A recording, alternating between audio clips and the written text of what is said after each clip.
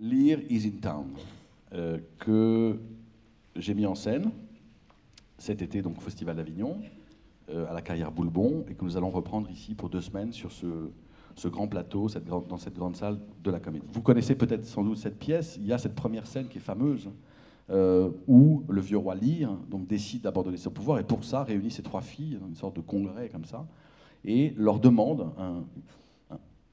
une chose assez particulière, étrange, c'est de lui déclarer son amour en public. Donc la première sœur, la grande, la première fille, Gonril, en présence de son mari d'ailleurs, déclare l'amour à son père, fait une ode à son père, comme ça, c'est du théâtre. Et le père, ravi, lui donne un tiers du royaume, voilà. Et puis la deuxième fille, Regan, accepte le combat et donc fait une déclaration d'amour à son père encore plus importante, encore plus intense que celle que fait Gonril, et obtient un 2e tiers du royaume. Et puis, la 3e, la plus jeune, Gonril, elle, produit un acte très fort. On est au XVIe siècle, très puissant, qu'on pourrait qualifier d'avant-gardiste, de terroriste, presque de violent, d'une certaine manière.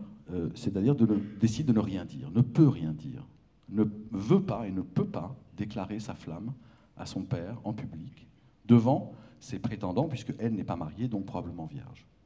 Et à partir de ce refus, de ce silence de Cordelia, de cet acte très fort, la colère de Lear va se déployer. C'est